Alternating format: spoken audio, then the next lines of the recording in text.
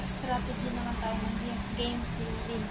So, may mga conditions ang mixed strategy, which is the payoff alternative is no. Each party has initially 2 or more strategies. Each party has 2 strategies while are not dominated. So, this is the given data, guys. So, the payoff summary. And pinaghalo ko na yung strategy ng domination.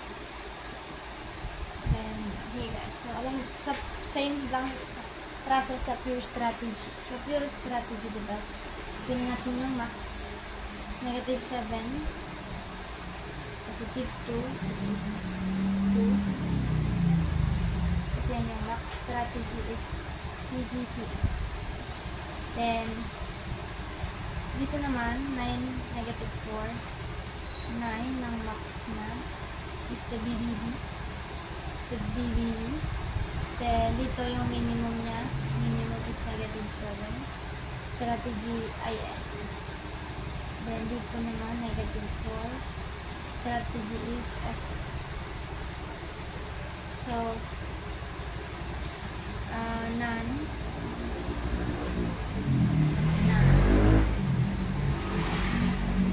Ano dito guys? Na-dominate dito si BBB. Ito naman na-dominate. Ay, sorry. There's no domination. Non-domination. Non-domination. Walang na-dominate sa kanila guys. Yan. Kapag walang na-dominate guys, may computation pa rin gagawin. Gawin ko lang ito guys. Gawin ko lang.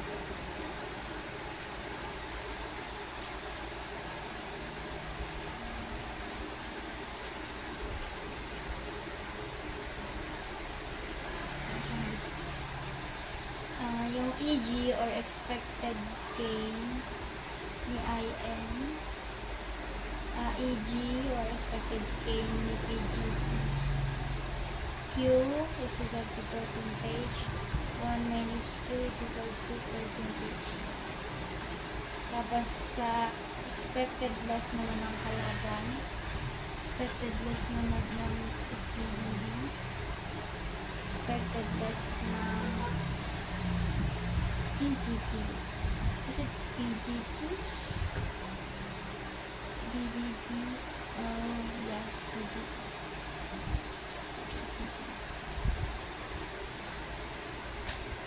Then P, 30%, 1 minus P. Yan yung mga formula na gagamitin natin. So, una natin is yung expected gain naman.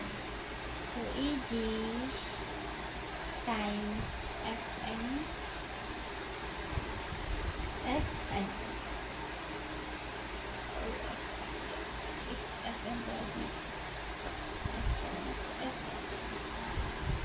FN times is equal to EG times FN is equal to negative 7 Q plus 2 1 minus 2 is equal to 9 Q minus 4 1 minus 2 is negative 7 Q plus 2 negative 2Q is equal to 9Q minus 4 plus 12Q. So, dito guys, tingnan natin yung ito pa. Storage ko. So, dito. Pwede natin ay ito guys, may 7Q. 7Q. Tapos ito 9 4Q. So, pwede natin siya guys.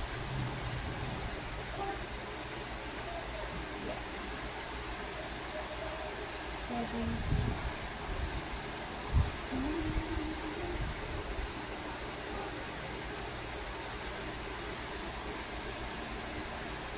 magiging 7 plus 2 is 9.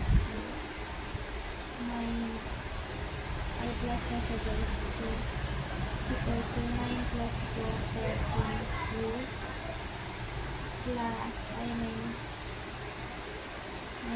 4. So, pagsasamahin natin guys yung magkapareho, which is 9q minus 13q is equal to negative 4 minus 2. So 13q to 53q is negative 22q is equal to negative 6. So, paano natin siya guys matatanggal yung q? Gawin natin over 22 over 22 cancel. Q is equal to 0.2727. And guys, ang expected gain or percentage which is EG ang dalawa is 0.2727 or 27%. So, hanapin na natin guys yung Q. Ay, nakuha na pala natin guys yung Q. Which is 0.2727. So, masasolve na natin ito guys. So, 1 minus 2 is equal to 1 minus 0.2727 is equal to 72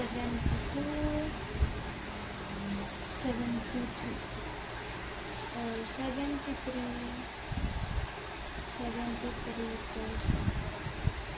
So, guys.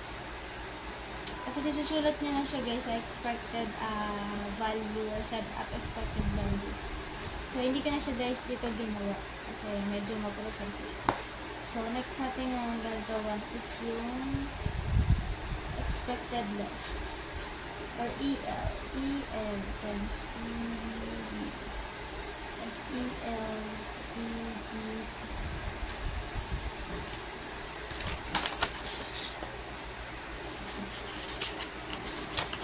Dito na yung formula. Negative 7 times P plus 9 times 1 minus P. Then PL PGP is equal to 2 times P minus 4 1 minus P. Solve na natin guys. Solve na natin. Negative 7Q plus 2 1 minus Q. Kasi ito mga Q natin guys, may mga value na yan.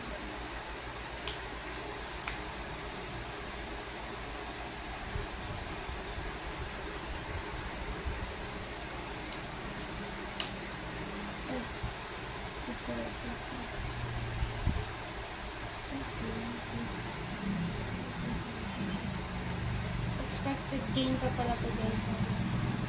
Expected gain ni bluish natin which is 7Q negative 7 0.7272 plus 2 times 0.7273 27 is equal to negative 0.4543 or $450 negative. Then yung expected na expected gain ay expected loss na tayo. Expected loss. Expected loss.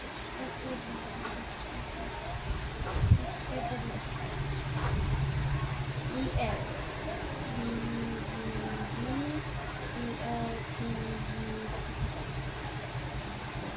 with an input is equal to negative 7P plus 9 1 minus P is equal to 2P minus 4 1 minus P 47P plus 9P is equal to 2P minus 4 plus 4P.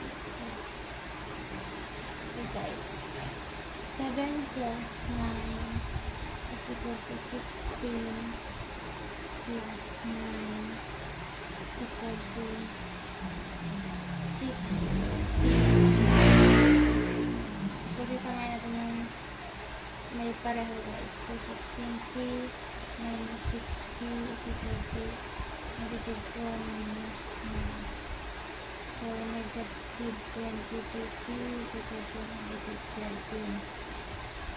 So, 3 is equal to 0.59 or 59%. Then 1 minus 2 is equal to 1 minus 0.59 or 9 is equal to 401 or 091 or 41 degrees. So expected loss BTQ negative 70 plus 9. Substitute mo lang ko guys. Negative 7, 0.5909 plus 9, 0.4091 is equal to negative 0.4549 or 450 din. So, same sila guys ng expected loss, expected gain. So, yun na guys. Magkatugma rin sila. Kahit wala silang domination, same naman sila na ano. Yun lang guys. Thank you.